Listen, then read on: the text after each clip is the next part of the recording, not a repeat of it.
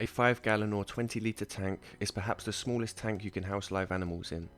When stocking a tank of this size, there are a few things you should consider, such as how active the animal is, how territorial it is, what size it will grow to, the amount required if they're social, and how much waste they'll produce. Also consider that the water volume will be even smaller if you're using a filter, heater, or hardscape.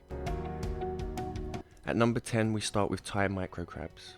These tiny 1cm crustaceans are fully aquatic, so they don't require any land, and they are a freshwater species. They have a short lifespan of 1 to 2 years, so they aren't as big of a commitment as most of the fish kept in the hobby.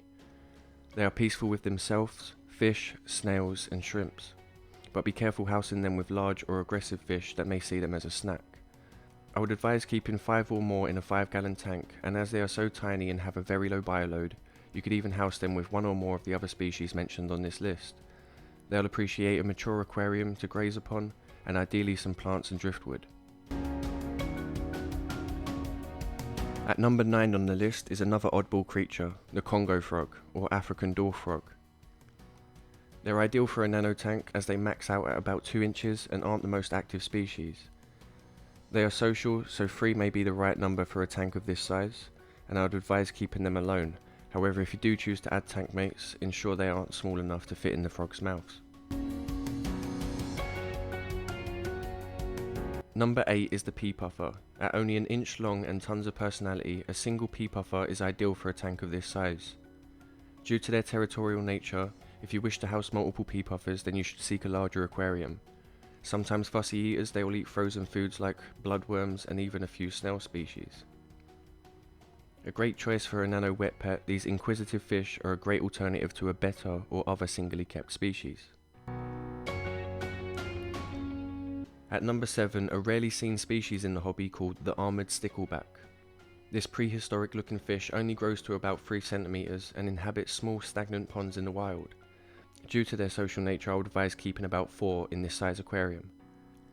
As with the aforementioned pea puffer, these sticklebacks can be difficult to feed, with reports of them only taking small live foods.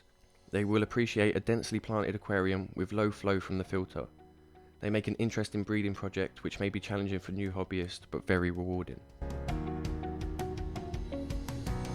Number 6 is the Scarlet baris. In a small tank it would be advisable to keep a male and female pair due to males being very territorial with one another. These colourful micro-predators may see fish fry and shrimplets as food, so if adding additional tank mates, do choose wisely. They are from clear, densely planted streams, so it would be best to imitate this in an aquarium, with the addition of many hiding places to ensure they feel safe and comfortable.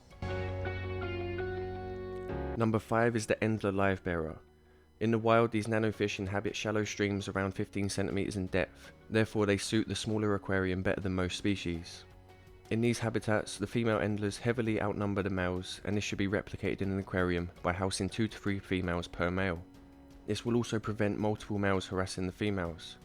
Endlers are the perfect fish for beginners as they are easy to care for, and as they are live bearers, they are simple to breed and will do prolifically in a well-maintained aquarium. At number 4 is snails. There are many snails that can be kept in aquariums, either alongside other fish and invertebrates or alone. In a 5-gallon tank you could keep snails for their interesting behaviours or simply use them to eat algae and dead plant matter in your plant-only aquariums. Some people even use small tanks to breed snails in order to feed fish they house in another aquarium, such as puffers and loaches. For the latter purpose, I would advise keeping species like Malaysian trumpet snails, ram's horn snails and bladder snails, all of which are prolific breeders. If you're worried about overpopulating your aquarium, you could choose a species like nearite snails or rabbit snails. Another way of keeping the population down is a snail-eating snail called the assassin snail. Number 3 is another invert, the cherry shrimp. These are colourful and easy to breed, and are great at grazing on unwanted algae in the aquarium.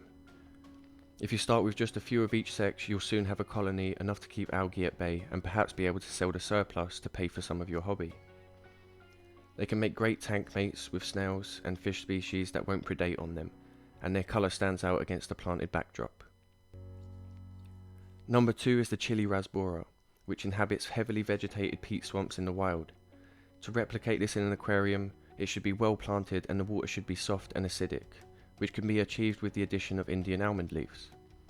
They may also benefit from floating plants to diffuse the light to make them more confident. Best kept in groups, a 5-gallon aquarium could house around 6 chili rasboras and perhaps even be stocked with the snails or shrimp mentioned earlier. At nearly 1.5 inches long, there are smaller Rasbora species, however none possess the striking colour of the chili rasbora. Breeding is achievable in the right water parameters and will happen daily with mature specimens.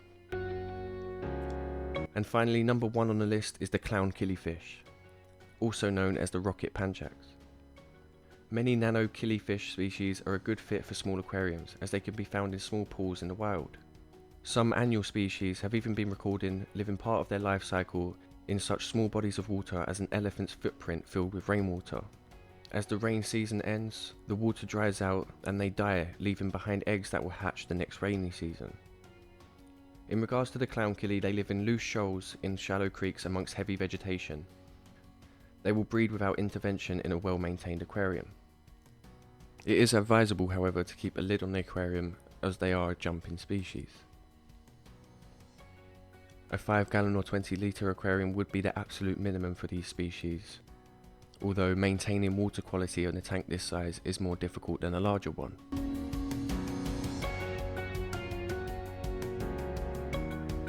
Thank you very much for watching. Please consider subscribing.